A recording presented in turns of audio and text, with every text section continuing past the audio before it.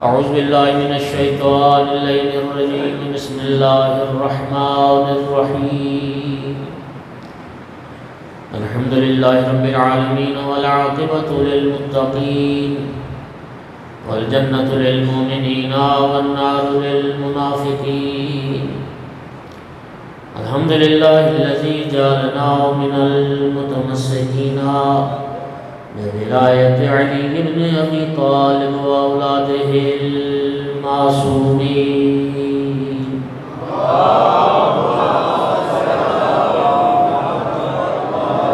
الحمد لله الذي جعلنا من الباقين على صيد الشهداء وأولاده وأصحابه المظلومين. الصلاة والسلام والتحية والإكرام على رسوله الكريم شفيع المذنبين وأنيس الغريبين ورحمة للعالمين. أعني العبد المؤيد الرسول المسدد المحمود الأحمد المصطفى الأمجد بالقاسم محمد.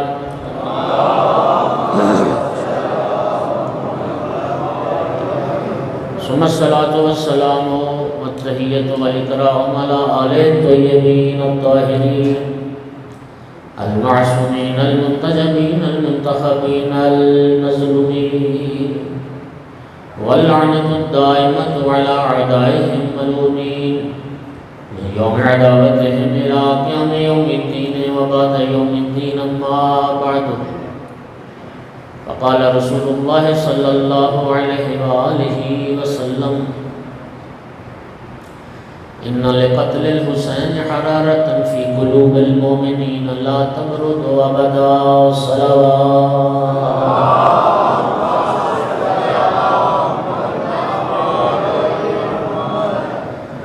مومنین کرام، سن 1444 ہجری کا آغاز ہو چکا ہے. آج محرم الحرام کی پہلی تاریخ ہے. فتح کی بھٹیوں میں سلسلہ عشرہ مجالس کی آج پہلی مجلس ہے.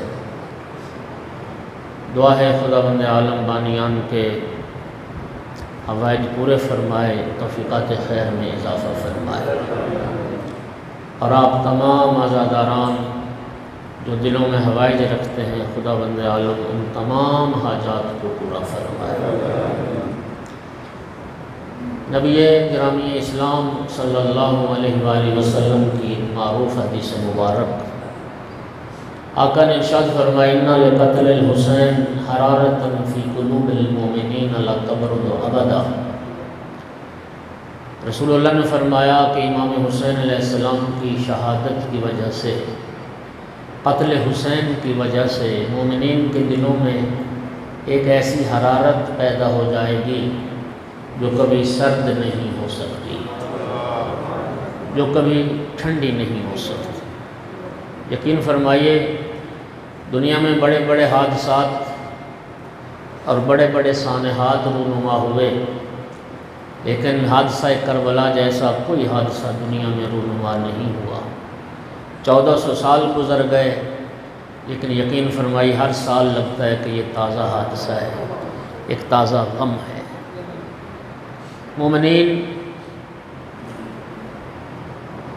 عزاداری مظلوم کربلا، امام حسین علیہ السلام کی یاد منانا، امام حسین علیہ السلام کی ذات پر گریہ کرنا، امام حسین علیہ السلام کی مظلومیت میں آنسو بہانا، یہ مسلمات مذہب شیعہ میں سے ہے، اور اس میں کوئی شک نہیں ہے کہ عزاداری امام حسین علیہ السلام ہماری شناخت ہے، ہماری پہچان ہے.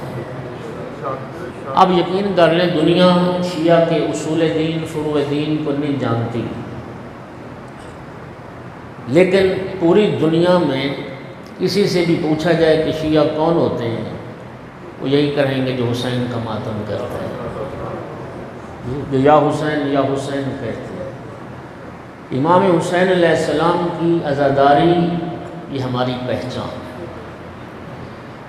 اس عزاداری مظلوم کربلا ہمارا دشمن یہ کہتا ہے کہ یہ عزاداری صفویہ دور میں شروع ہوئی، ایرانیوں نے اس کو شروع کیا، لیکن میں روایات کا ذمہ دار، میں کہتا ہوں جب سے بشریت آدمیت کا سلسلہ چلا اس وقت سے امام حسین کی عزاداری چلی، یعنی آغاز کائنات سے ہی امام حسین علیہ السلام کی عزاداری چلی۔ یہ عزاداری ہماری شہرگ حیات ہے۔ امام خمینی رضوان اللہ تعالی علیہ نے فرمایا تھا کہ محرم اور صفر یہ 2 مہینے ہیں کہ جنہوں نے اسلام کو زندہ رکھا ہے۔ وہ فرماتے تھے کہ محرم کو زندہ رکھو اور نام مبارک سید الشہداء امام حسین علیہ السلام کو زندہ رکھو، اس لیے کہ یہ عزاداری ہے تو ہم ہیں، یہی عزاداری مظلوم کربلا۔ امام خمینی فرماتے تھے مہرچ داریم از کربلا داریم، ہمارے پاس جو کچھ ہے وہ سب کربلا کا صدقہ ہے۔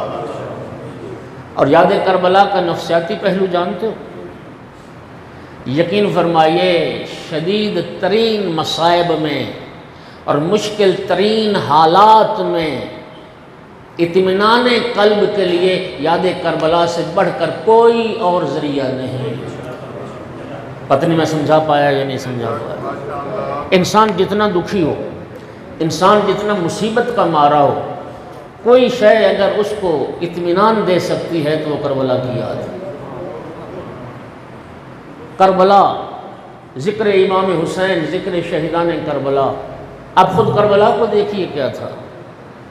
کربلا میں ایک طرف لشکر یزید دشمن امام حسین اور اصحاب حسین کے قتل کی تیاریاں کر رہا ہے، اور دوسری طرف امام حسین علیہ السلام کے خیموں سے تسبیح و تحلیل خدا کی گونج آ رہی ہے۔ ایک طرف دشمن چلہ کمان میں تیر جوڑ رہا ہے، اور جناب مولا حسین کے خیموں میں علی اکبر اذان دے رہے ہیں۔ ظہر کا ہنگام آیا، دشمن تیر کی برسات کر رہا ہے، امام حسین علیہ السلام اپنے باقی ماندہ اصحاب کے ساتھ رب کی نماز ادا کر رہے ہیں۔ عصر کا ہنگام آیا، قاتل بدل رہے ہیں اور مولا حسین سجدہ خالق ادا کر رہے ہیں۔ شام غریبہ میں دشمن کی طرف ہولناک مناظر ہیں، اور لٹے ہوئے قیدی، بے وارث قیدی اللہ کی بندگی اور عبادت میں مصروف۔ یہ کربلا ہے جو دکھوں میں جینے کا حوصلہ دیتی ہے۔ یہ کربلا کی یاد ہے کہ جس یاد کے ساتھ ہمارے دکھ ہلکے ہو جاتے ہیں۔ سامعین گرامی قدر، عزاداری امام حسین یہ کوئی چند سالوں کی پیداوار نہیں ہے، اور عزاداری امام حسین علیہ السلام کو لوگوں نے بدعت کہا۔ عزاداری امام حسین کی وجہ سے ہماری تکفیر کی گئی، عزاداری امام حسین کی وجہ سے ہمیں کافر کہا گیا، لیکن کاش اہل بیت کے اور شیعیان اہل بیت کے بغض میں وہ یہ نہ کرتے اور تاریخ کا مطالعہ کرتے۔ رب کعبہ کی قسم کھا کے کہتا ہوں، مولا حسین کے غم میں آنسو بہانا یہ انبیاء کی سنت ہے، یہ رسول اللہ کی سنت ہے، یہ اہل بیت رسول کا طریقہ ہے۔ عجیب بات ہے، ایک دروغ، ایک جھوٹی روایت کا سہارا لیا۔ اچھا پہلے یہ سنیے، خود عامۃ المسلمین کے محدثین نے یہ لکھی روایت۔ نبی پاک نے فرمایا تھا ایک وقت آئے گا مجھ پر جھوٹ باندھا جائے گا، جھوٹ میری طرف منسوب کیا جائے گا۔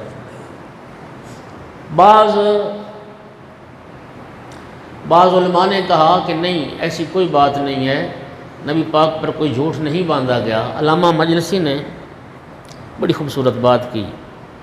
علامہ مجلسی نے فرمایا کہ اگر نبی پاک پر جھوٹ نہیں بولا گیا تو یہ جو تم حدیث پیش کرتے ہو کہ جس میں نبی نے فرمایا کہ مجھ پر جھوٹ باندھا جائے گا، یہ حدیث تو خود بخود جھوٹی ہوگی۔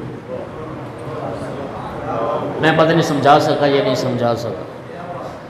اگر تم کہتے ہو کہ نبی پاک پر جھوٹ نہیں بولا گیا تو پھر یہ حدیث جو تم خود بیان کر رہے ہو کہ نبی فرما رہے ہیں مجھ پہ جھوٹ بولا جائے گا، تو یہ حدیث تو خود جھوٹی ہوگی۔ اس کا معنی ہے کہ نبی پاک پر جھوٹ بولا گیا۔ ایک موضوعی حدیث بیان کی گئی، کیا کہتے ہیں کہ جی رونا بدعت ہے، کیوں؟ ان المیت یتعذب ببقاء اہلہ، ایک روایت بیان کرتے ہیں کہ میت پر جب روتے ہیں اس کے اہل، اس کے گھر والے، عزیز و اقارب، جب میت پر روتے ہیں تو میت کو عذاب ہوتا ہے۔ اللہ اکبر۔ اب ایمان سے بتائیں کہ قرآن نے جو اصول بیان فرمائے ہیں، کیا یہ روایت ان اصولوں سے مطابقت رکھتی کہ میت کو عذاب ہوتا ہے کب؟ جب میت کے گھر والے میت پر روتے ہیں۔ یہ تو بڑا اچھا ہو گیا، ائمہ سے پوچھ لیا لوگوں نے کہ اگر آپ کی کوئی حدیث ہم تک پہنچے تو ہم کیسے یقین کریں کہ یہ آپ کا فرمان ہے؟ معصوم نے حدیث کی صداقت کو جانچنے کا ایک جو معیار عطا کیا وہ یہ تھا، آقا نے فرمایا کہ اس حدیث کو قرآن سے ملا کر دیکھ لینا، اگر قرآن کی تائید میں ہو تو ہمارا حکم سمجھ کے قبول کر لینا، اور اگر قرآن کے خلاف ہو تو اس کو دیوار پہ دے مارنا، اس لیے کہ پیغمبر اور آل پیغمبر کبھی قرآن کے خلاف بات نہیں کرتے۔ اب ذرا اس حدیث پہ غور کریں کہ میت کو عذاب ہوتا ہے جب میت کے گھر والے اس پر روتے ہیں۔ قرآن کیا کہتا ہے؟ قرآن کہتا ہے وَلَا تَزِرُ وَازِرَةٌ وِزْرَ أُخْرَىٰ، کوئی انسان کسی کے گناہ کا بوجھ نہیں اٹھائے گا۔ قرآن تو یہ کہتا ہے کوئی کسی کا بوجھ، اور بھائیو اگر رونا گناہ ہے، بدعت ہے، تو پھر عذاب رونے والے کو ہونا چاہیے یا مرنے والے کو ہونا چاہیے؟ یہ کیسا انصاف ہے کہ رو کوئی رہا ہے اور عذاب کسی پہ ہو رہا ہے؟ اللہ تعالیٰ کی ذات عادل ہے، عادل ہے یا نہیں؟ عدل الہی ہمارے اصول دین میں دوسری اصل ہے، وہ علی کل شیء قدیر ہونے کے ساتھ ساتھ وہ کریم اللہ عادل بھی ہے، اس کا کوئی فعل عدل کے بغیر نہیں ہے۔ تو یہ کیسے ہو سکتا ہے کہ رو میں رہا ہوں، گناہ میں کر رہا ہوں اور عذاب مرنے والے کو ہو رہا ہے؟ یہ کہاں کا انصاف ہے؟ اچھا پھر اچھا ہوا کہ انہوں نے خود نے ہی تردید کر دی۔ میں یہ روایت کا ذمہ دار ہوں۔ ام المومنین عائشہ سے کسی نے پوچھا کہ عبداللہ ابن عمر یہ کہتا ہے کہ اگر میت کے اہل، میت کے گھر والے میت پر روئیں تو میت کو عذاب ہوتا ہے، لہذا رونا نہیں چاہیے۔ تو بی بی نے فرمایا کہ عبداللہ ابن عمر یا بھول گیا ہے یا اس سے غلطی ہو گئی ہے، جو بات اس نے کی بات ایسے نہیں ہے۔ بی بی نے فرمایا، ام المومنین فرما رہی ہیں کہ رسول اللہ ایک جگہ سے گزر رہے تھے اور وہاں پہ کچھ یہودی عورتیں بیٹھی رو رہی تھیں۔ نبی کریم نے انہیں دیکھ کے فرمایا کہ جس پر یہ رو رہی ہیں اس کو تو قبر میں عذاب ہو رہا ہے۔ سننے والے نے سمجھ لیا کہ شاید ان کے رونے کی وجہ سے عذاب ہو رہا ہے۔ توجہ فرما رہے ہیں حضرات؟ ان کے رونے کی وجہ سے نہیں، سرکار نے تو ویسے فرمایا کہ وہ عذاب بھگت رہا ہے اور اس کے ورثاء اس کو رو رہے ہیں۔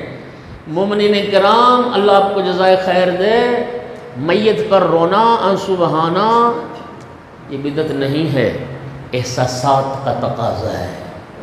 اور قرآن تو ویسے بھی کہتا ہے فَلْيَبْكُوا كَثِيرًا وَلْيَضْحَكُوا قَلِيلًا، قرآن کہتا ہے رو زیادہ آنسو تھوڑا۔ اور آپ میں عرض کروں کہ طبی ماہرین نے یہ بات لکھی ہے، وہ کہتے ہیں کہ جس انسان کو رونا نہیں آتا اس کے دماغ میں خلل واقع ہو سکتا ہے اور وہ پاگل ہو سکتا ہے۔ یہ آنسو جو انسان روتا ہے، گریہ کرتا ہے، یہ گریہ، یہ آنسو اس کی دماغی جو توازن ہے اس کو برقرار رکھتے ہیں اور وہ انسان صحت مند رہتا ہے۔ یہ انسان کی فزیکلی اس کے رونے کے بہت سارے فوائد ہیں جو ڈاکٹرز نے بیان فرمائے ہیں۔ اور روحانی طور پر اس رونا، یہ امام حسین کی ذات پر رونا، اس کا ہمیں حکم دیا گیا ہے میں ایک بات عرض کروں، امام جعفر صادق علیہ السلام نے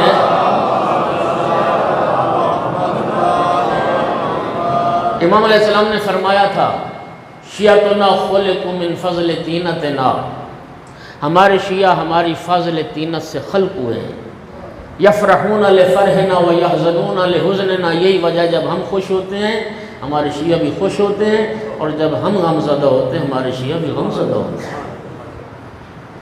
یقین فرمائیے علماء نے اس بات کا اعتراف کیا ہے، آپ اپنے کسی ذاتی پروگرام کے لیے وہ کہتے ہیں 1000 بندے کو دعوت نامہ بھیجیں، 1000 بندے کو بلائیں، تو آپ کو اس پروگرام میں شاید مشکل سے 200 یا 300 بندہ آئے گا، باقی لوگ نہیں آئیں گے۔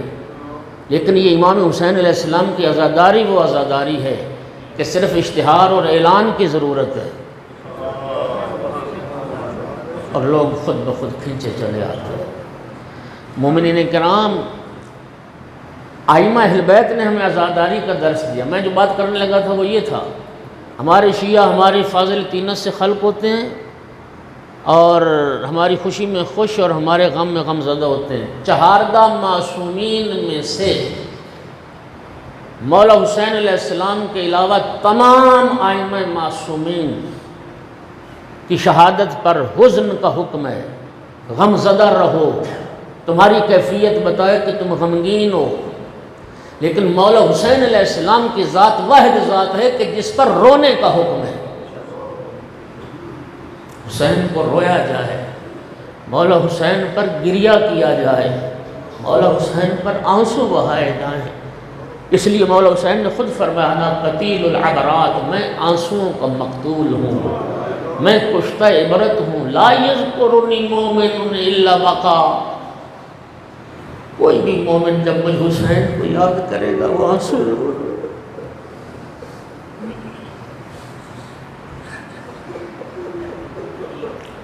پیغمبر نے، آل پیغمبر نے مظلوم کربلا کی عزاداری منانے کا ہمیں حکم دیا ہے، اور عزاداری کے جتنے بھی مظاہر ہیں، جتنے بھی رسم و رواج ہیں، عزاداری کی سب سے افضل ترین جو قسم ہے وہ یہی ہے امام حسین پر رویا جائے۔ امام صادق علیہ السلام نے شعراء سے فرمایا، کتنے شعراء، فرمایا مرثیہ پڑھو، کمیت اصلی سے فرمایا مرثیہ پڑھو، فرمایا ایک بندہ بھی اگر مرثیہ مولا حسین کا سن کے رو پڑا، فرمایا اللہ اس کو ہمارے گروہ میں سے محشور فرمائے گا۔ دیکھیے آپ کو سب کو یہ حدیث تو یاد ہے نا، نبی پاک نے فرمایا تھا سلمان ہم اہل بیت میں سے ہے، خدا کی قسم ائمہ فرماتے ہیں مولا حسین کے رونے والا بھی ہمارے اندر سے ہے، وہ بھی ہمارا ہے جو مولا حسین پر روتا ہے، آنسو بات۔ اور امام نے فرمایا کہ اللہ اس کے لیے جنت واجب کر دیتا ہے جو مولا حسین پر روتا ہے، مولا حسین پر آنسو بہاتا ہے۔ جس دن امام حسین علیہ السلام کی ولادت باسعادت ہوئی تھی، یوں پیغمبر نے امام حسین کو اپنے ہاتھوں پہ بلند کیا، بیٹے کے رخسار پیشانی چوم رہے تھے، جبرائیل ہزاروں فرشتوں کے ساتھ، 70,000 فرشتے کے ساتھ مبارکبادی کے لیے حاضر ہوا۔ تبریک و تہنیت کے بعد جبرائیل نے عرض کیا رسول اللہ آپ کا یہی بیٹا حسین کربلا کے میدان میں بلا جرم و خطا 3 دن کا بھوکا پیاسا شہید کیا گیا۔ رسول اللہ نے نواسے کی خبر شہادت سنی، زار و قطار رونا شروع کیا، ریش مبارک سے آنسو گر رہے تھے۔ بی بی پاک نے دیکھا، عرض کی بابا آپ کو میرے بیٹے حسین کی ولادت کی خوشی نہیں ہوئی؟ فرمایا کیوں نہیں فاطمہ بیٹی، خوشی تھی تو بابا رو کیوں رہے ہیں؟ فاطمہ بیٹی جبرائیل نے خبر دی ہے کہ میرا حسین 3 دن کا بھوکا پیاسا بلا جرم و خطا مارا جائے۔ ذرا سوچیے اس ماں کے دل پہ کیا قیامت گزر گئی، جس ماں کو بیٹے کی ولادت کے پہلے دن بیٹے کی شہادت کی خبر سنا دی جائے۔ بیوی پاک نے ایک ہی سوال کیا، بابا جب میرا حسین شہید ہوگا آپ ہوں گے؟ پیغمبر نے فرمایا نہیں فاطمہ میں نہیں ہوں گا۔ علی ہوں گے؟ علی بھی نہیں ہوں گے۔ بابا میں؟ فاطمہ تو بھی نہیں ہوگی۔ ماں تھی نہ تڑپ گئی، بابا پھر میرے حسین کو روئے گا۔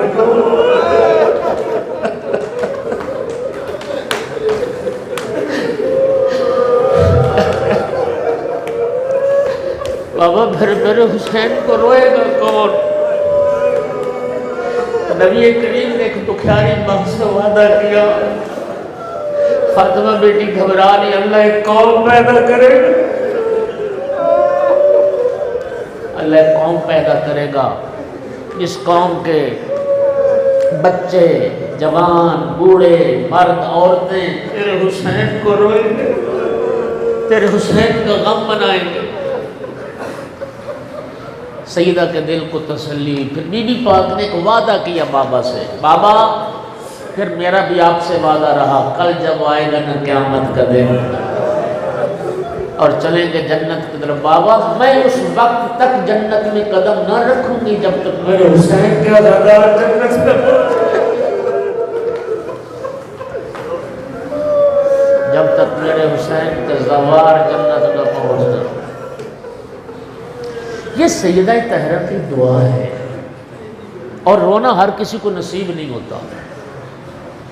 رب کا شکر کرے وہ جس کی آنکھیں غم حسین میں جاری ہو۔ دعا مانگو رونے کی۔ چند سال ہو گئے شیخ پورہ میں پڑھ رہا تھا تو ایک اہل سنت دوست تھے، وہاں آتے تھے ہر روز مجلس میں، ریش دراز تھے۔ تو میں ایک دن مجلس پڑھ کے جب اترا، میرا ہاتھ پکڑ کے چومنے لگے، یوں آنکھوں پہ سینے پہ لگانے لگے، کہنے لگے شرائی صاحب میں آپ جب مصائب پڑھتے ہیں میں دیکھتا ہوں کہ سارے عزادار رو رہے ہوتے ہیں، میرے لیے دعا کریں مجھے بھی رونا آئے، میں بھی آنسو بہاؤں آل رسول کی غربت پر۔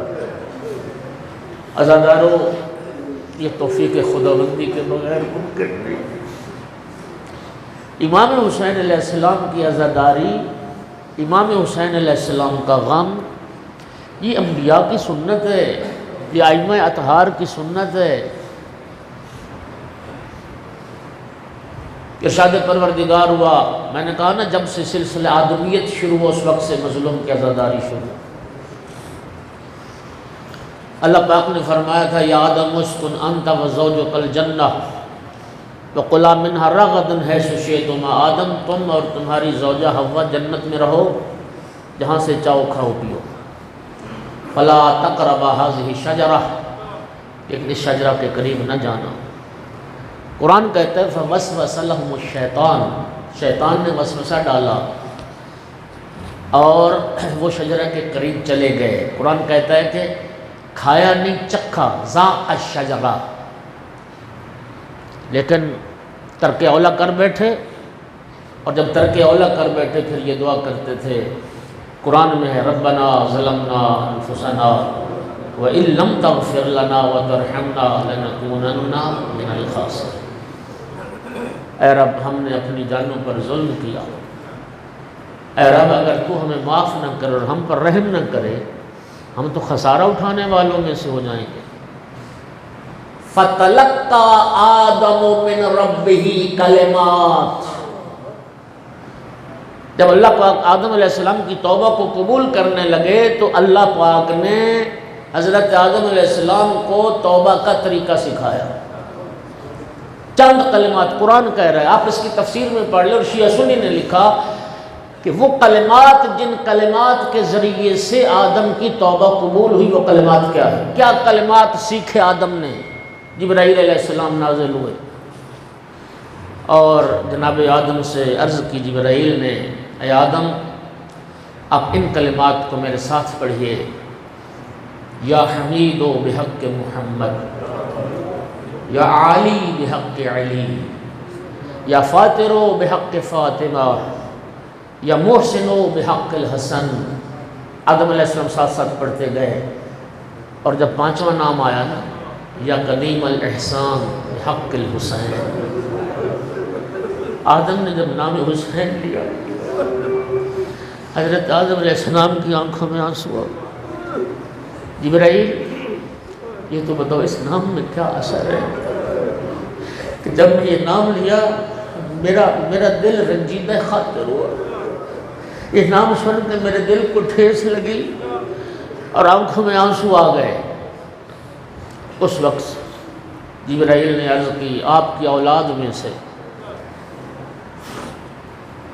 ایک شخصیت آئے گی جس کا نام حسین ہوگا۔ جملے سنیے، یہ کہتوں میں کائنات کی پہلی مجلس ہے، جبرائیل پڑھ رہے تھے، آدم سن رہے تھے اور حضرت آدم رو رہے تھے۔ کیا ہوگا؟ یقتلو غریباً عطشاناً وحیداً فریدا۔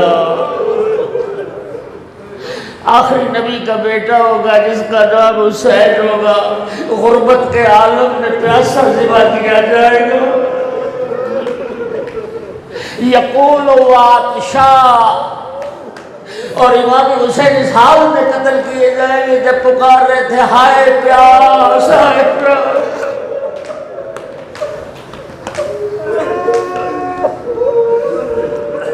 حضرت آدم علیہ السلام نے گریہ فرمایا اور امام حسین علیہ السلام کے قاتلوں پر لعنت فرمائی، اور ان پنج تن کے صدقے میں، پنج تن کے وسیلے سے آدم علیہ السلام کی توبہ قبول ہوئی۔ حضرت نوح علیہ السلام کا پڑھ لیں، کشتی چل رہی تھی، ایک جگہ بھنور میں پھنس گئی کشتی، ہچکولے کھانے لگی، ڈوبنے کا خطرہ پیدا ہو گیا۔ پروردگارا یہ کس مشکل میں ہم پھنس گئے؟ ارشاد ہوا، جبرائیل نے آ کے خبر دی، اے نوح جس سرزمین پر اب تیری کشتی موجود ہے اسے ارض کرب و بلا کہتے ہیں۔ یہ کربلا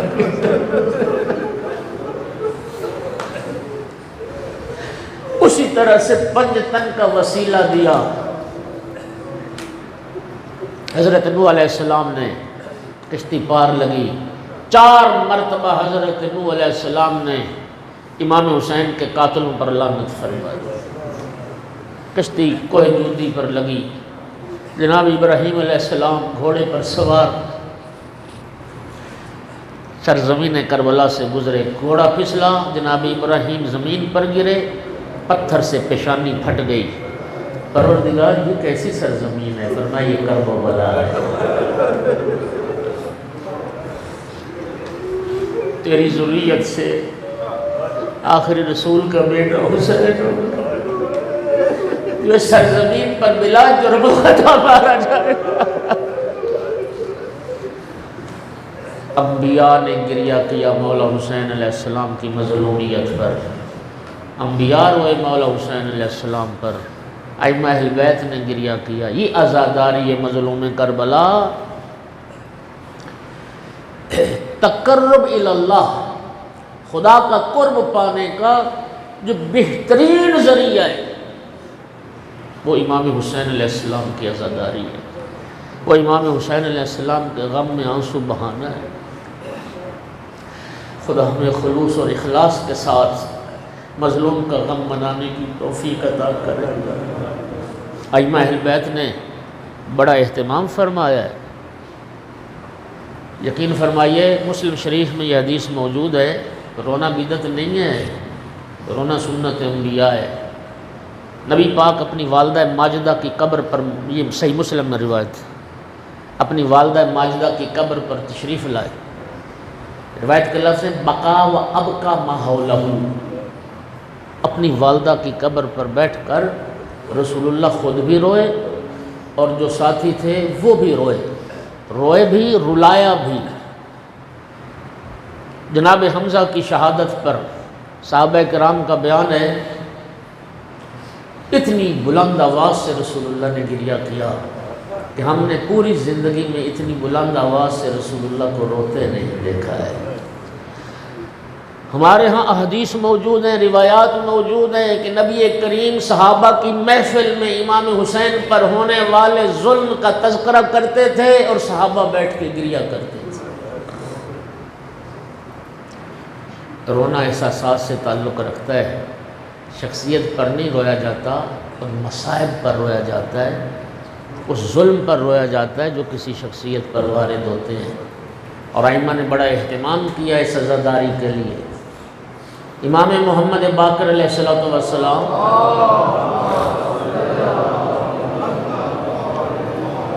جب امام کی شہادت کا وقت قریب آیا، آپ جانتے ہیں کہ سات ذی الحج آقا کی شہادت ہے، امام باقر علیہ السلام کی۔ حاجی صاحبان آئے ہیں جو حج کر رہے ہیں وہ بھی سارے جانتے ہیں۔ امام کی جب شہادت کا وقت قریب آیا نا، امام نے امام صادق علیہ السلام کو وصیت فرمائی، بیٹا میں اپنے مال سے ایک حصہ اپنی عزاداری کے لیے وقف کر کے جا رہا ہوں۔ میری وصیت یہ ہے کہ میری شہادت کے بعد 10 سال تک مسلسل منا میں، حج کے موقع پر منا میں میری عزاداری منائی جائے، میرا غم منایا جائے۔ ذرا تصور کیجئے کہ امام نے شہادت مدینے میں ہو رہی ہے اور امام حکم دے رہے ہیں کہ منا میں میری شہادت منائی جائے، وہاں میرا غم منایا جائے، اور مال کا ایک حصہ وقف کیا۔ معلوم ہوا کہ عزاداری مظلوم کے لیے مال وقف کرنا، مال خرچ کرنا، یہ بھی اہل بیت کی سنت ہے، اور خدا کی قسم اس سے اچھا مال کوئی نہیں جو مال راہ حسین میں خرچ ہو جائے، اس سے اچھا کوئی نہیں جو راہ حسین میں خرچ ہو جائے۔ شہادت مدینے میں اور عزاداری منانے کی وصیت منا میں، کیوں؟ حاجی گواہی دیں گے 7 ذی الحج وہ دن ہوتا ہے جتنے حج کے قافلے جاتے ہیں نا مدینہ، 6 ذی الحج کو مدینہ خالی ہو جاتا ہے، کوئی حاجی مدینے میں نہیں ہوتا، سارے مکہ کی طرف روانہ ہو جاتے ہیں۔ 7 ذی الحج کو مدینہ خالی ہوتا ہے حجاج سے۔ امام نے صرف اس لیے وصیت کی تھی کہ مدینہ تو خالی ہوگا، حج کا موسم ہوگا، منا میں پوری دنیا سے لوگ آئے ہوں گے، منا میں میری عزاداری منائی جائے، میرا ماتم کیا جائے۔ اور کیوں؟ جب تم منا میں یا باقرو یا باقرو کی صدائیں بلند کرو گے، یا باقرو یا باقرو کہہ کے ماتم کرو گے، آنسو بہاؤ گے، دنیا پوچھے گی، دنیا سوال کرے گی کہ یہ باقر کون تھے، یہ جو رو رہے ہیں ماتم کر رہے ہیں کون ہے؟ جی پھر بتایا جائے گا کہ امام باقر علیہ السلام امام سجاد علیہ السلام کے بیٹے تھے۔ امام سجاد کون تھے؟ امام حسین علیہ السلام کے فرزند تھے۔ امام حسین کون تھے؟ رسول اللہ کے فرزند تھے۔ وہ عزاداری سبب بنے گی کہ لوگوں کی جستجو بڑھے گی، لوگوں کی تحقیق بڑھے گی، اس سے اہل بیت کا تعارف ہوگا، اور پھر اہل بیت کی تعلیمات کا تعارف ہوگا۔ امام محمد باقر کس مسلک کے، کس فرقے کے امام ہیں، کن کے امام ہیں، ان کی تعلیمات کیا تھی، ان کا پیغام کیا تھا۔ ایک عزاداری سبب بن جائے گی کہ اہل بیت کا پیغام پوری دنیا تک پہنچ جائے گا۔ یہ تھا فلسفہ جس پہ ائمہ نے زور دیا، اور ہمارے ائمہ نے بڑی تاکید فرمائی۔ کتنی تجلیل کرتے تھے امام عزاداروں کی، مرثیہ گو شعراء کی، کتنی تکریم اور کتنا احترام کرتے تھے۔ مومنین کرام کتنا اہتمام کیا امام سجاد علیہ السلام نے۔ زہری امام سجاد علیہ السلام کی خدمت میں آیا، فرزند رسول میرے بیٹے کی شادی ہے، میری خواہش ہے کہ آپ میرے بیٹے کی شادی میں شرکت کریں۔ امام سجاد علیہ السلام نے فرمایا زہری کربلا کے بعد ہم شادی میں جانے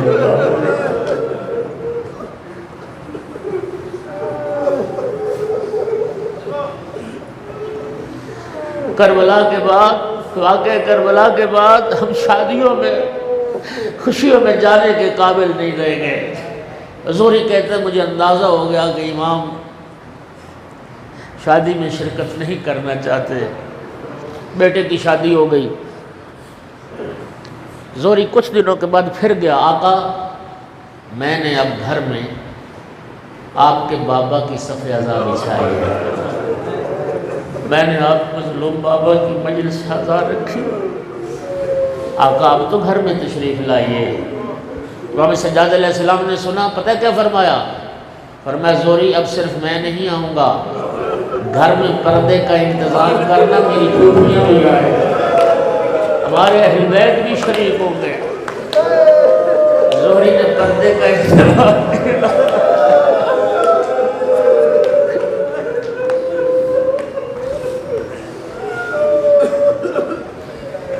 کناتیں لگائی گئی، پردے کا اہتمام کیا گیا،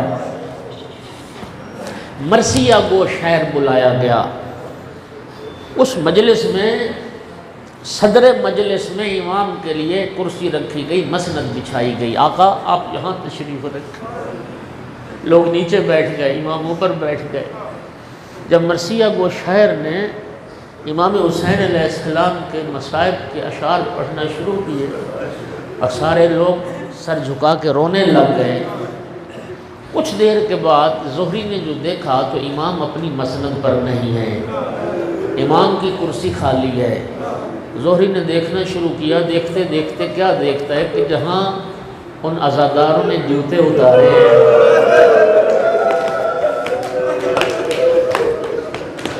یعنی اس مجلس کے سب سے آخر میں دیکھا امام سجاد۔ آقا آپ کے لیے تو کرسی رکھی تھی، آپ یہاں کیوں تشریف لائے؟ سنو گے؟ امام نے فرمایا زہری تو نہیں دیکھ رہا تھا، میں دیکھ رہا تھا کہ اس مجلس میں کون کون آ رہا ہے۔ تو نہیں دیکھ رہا تھا، میں دیکھ رہا تھا۔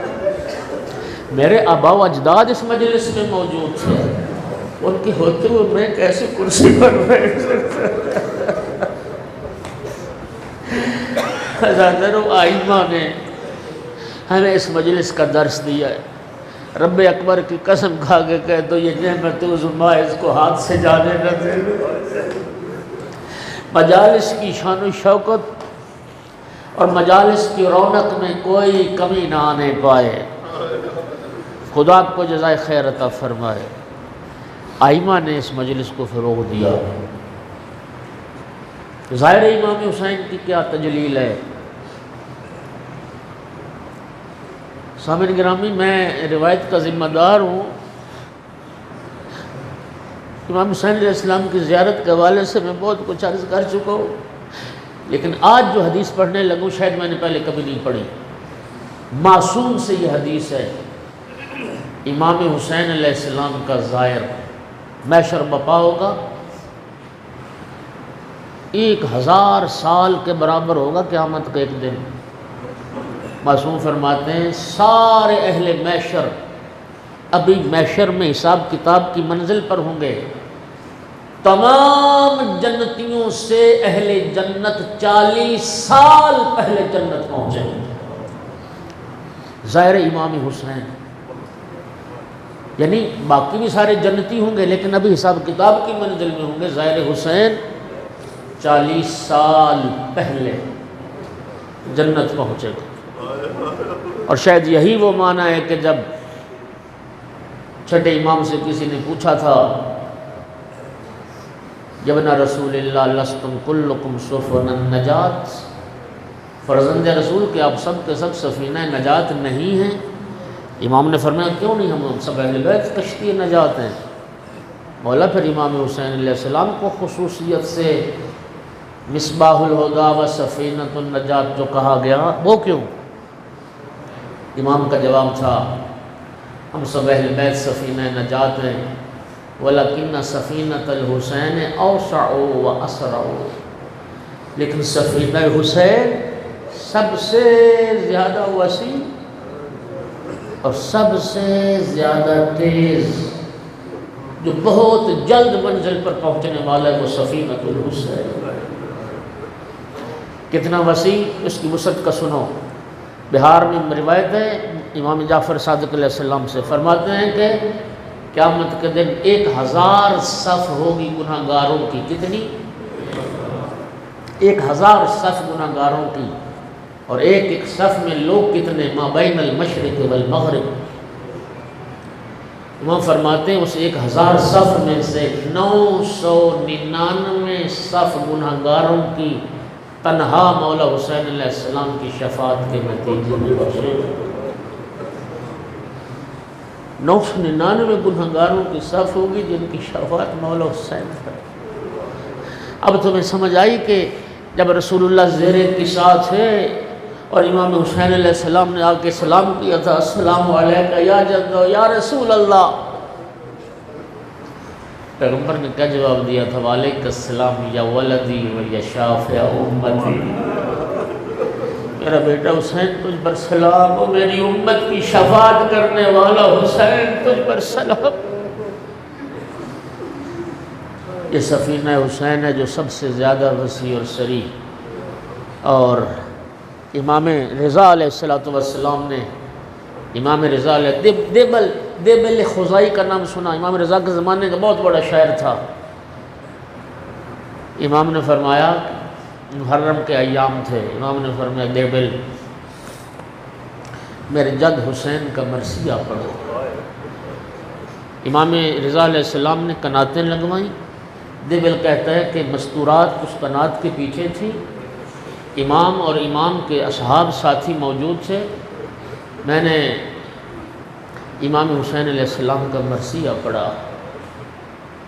اس مرثیے کا ایک شعر یہ تھا، افاطم لو خلت الحسین مجدلا قد ماتا بشط الفرات عطشانا، اے بنت پیغمبر کاش آپ اس وقت کو دیکھتی کہ جب آپ کا بیٹا حسین پیاسا فرات کے کنارے خاک و خون میں گلدان تھا، پیاسا مارا گیا فرات کے کنارے۔ دیبل کہتا جب میں نے یہ اس مصرے پہ پہنچا، امام رضا علیہ السلام کا گریہ بلند ہوا اور کنات کے پیچھے سے مخدرات اس میں طہارت کی صدائیں رونے کی بلند ہوئی۔ رسول زادیوں نے گریہ فرمایا، رسول زادیوں نے گریہ فرمایا، اور پھر دیبل کو امام نے انعام و اکرام سے نوازا، اور ابن شبیب جو امام رضا علیہ السلام کے صحابی ہیں، امام رضا فرماتے جب محرم کا چاند نظر آتا تھا نا، محرم کا چاند، پھر میرے بابا کو کسی نے مسکراتے ہوئے عزادارو سوگواری، خدا ہمیں توفیق دے کہ ہماری شکل و صورت سے ہم عزادار نظر آئیں، ہم زدہ اور دکھی نظر آئیں، خدا ہمیں یہ توفیق دے۔ ابن شبیب امام رضا کے صحابی، مولانا ابن شبیب سے فرمایا ابن شبیب ان کنت باقیا علی شیء فابق علی جدی الغریب، ابن شبیب اگر کسی شے پر رونے کو دل کرے تو میرے جد غریب حسین کو رونا، میرے جد حسین کو رونا۔ عزادارو سنو گے، امام فرماتے تھے کہ محرم وہ مہینہ ہے کہ زمانہ جاہلیت میں کفار اور مشرکین بھی محرم کے مہینے میں جنگ نہیں کرتے تھے۔ حرمت والے 4 مہینوں میں سے ایک مہینہ محرم ہے، رجب ہے پہلا، ذی-القعدہ، ذی-الحجہ اور محرم۔ کافر اور مشرک بھی اس مہینے میں جنگ نہیں کرتے تھے۔ امام رضا علیہ السلام نے رو کے فرمایا مسلمانوں نے رسول کا کلمہ پڑھنے والوں نے رسول کا گھر اجاڑا اسی محرم کے، سیدہ طاہرہ کا گلشن برباد کیا اسی محرم کے مہینے میں۔ فرمایا ہمارے مرد ذبح ہوئے، مارے گئے، ہماری مستورات قیدی بنائی گئی، نبی زادیوں کے ہاتھوں میں رسم پہنائے گئے اسی مہینے میں۔ فَعَلَى مِثْلِ الْحُسَيْنِ فَلْيَبْكِ الْبَاقُونَ، فرمایا امام حسین علیہ السلام کی ذات پر چاہیے رونے والوں کو روئے۔ اگلا جملہ سن پاؤ گے، فَإِنَّهُ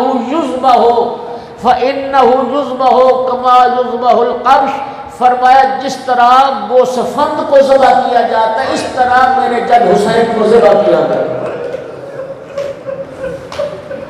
عزادارو ایک آیت اللہ ایران کے، ان کا خطاب یوٹیوب پر موجود ہے، اگر یہ لفظ یاد رہ جائیں تو ان لفظوں سے سرچ کرو تو ان کی مجلس آ جائے گی۔ انہوں نے فرمایا کہ امام رضا نے یہ کیوں فرمایا کہ ذبح کما یذبح القبش، کہ میرے جد حسین اس طرح ذبح کیے گئے جس طرح گوسفند کو بھیڑ کو ذبح کرتے ہیں۔ امام نے بکری کا نام نہیں لیا جس طرح بکری ذبح ہوتی ہے، جس طرح گوسفند کو ذبح کرتے ہیں۔ یہ کیوں فرمایا؟ وہ فرما رہے تھے کہ جاہلیت کے زمانے میں عربوں کی ایک تفریح تھی، ان کا ایک خوشی کا تہوار تھا۔ ایک گوسفند کو پالتے تھے 5-7 بندے مل کے، 1 سال کی جب وہ ہو جاتا تھا نا گوسفند، تو پھر وہ اپنے ہاتھوں میں ہتھیار لے کر، کسی کے ہاتھ میں تیر، کسی کے ہاتھ میں نیزہ، کسی کے ہاتھ میں پتھر، کسی کے ہاتھ میں برچھی، پھر حلقہ باندھ لیتے تھے، گوسفند کو درمیان میں چھوڑ دیتے تھے، وہ جس کے قریب سے گزرتا تھا وہ اپنا اسلحہ استعمال کرتا تھا، نیزے والا نیزہ مارتا تھا، برچھی والا برچھی مارتا تھا، تیر والا تیر مارتا تھا، اور وہ تڑپتا تھا تو وہ خوش ہوتے تھے۔ ہر وقت یہ تفریح تھی۔ فرمایا میرے جب حسین کو اسی طرح ذبح کیا گیا، تیر والے نے تیر مارا، نیزے والے نے نیزہ مارا، برچھی والے نے برچھی ماری، پتھر والے نے پتھر مارا، عصا والے نے عصا مارا، اسی طرح میرے جد مظلوم کا ذبح کیا گیا۔ اور فرما رہے تھے کہ گوسفند کا ذبح کرنا مشکل ہوتا ہے لیکن بکری کا ذبح کرنا آسان ہوتا ہے۔ آزاد پھر وہ وقت آئے والشبر جالس علی صدر الحسین، مولا حسین کے سینے پہ بدبخت سوار تھا۔ ازاداروں اجرکم علی اللہ، سنان ابن انس بڑھا، یہ سنان ملعون کے ہاتھ میں نیزہ تھا، اس نے نیزہ مولا حسین کے حلق میں مارا، اور نیزہ مارنے کے بعد نیزے کو گھمایا، پھر یہ ملعون ہٹا، پھر شمر بڑا خنجر لے کر، اس کے ہاتھ میں خنجر تھا، 70 قدم کے فاصلے میں زینب کبریٰ دیکھ رہی تھی، اور یہ ملعون بی بی کو دیکھ کے ہنس رہا تھا، اور ضربیں چلنا شروع ہوئی۔ پہلی ضرب پہ پڑا یا غیاث المستغیثین، دوسری ضرب پہ پڑا یا جدہ یا رسول اللہ۔ ازادار جب آخری ضرب چلی، بسم اللہ وباللہ وعلی ملت رسول اللہ، انا للہ وَإِنَّا إِلَيْهِ رَاجِعُونَ۔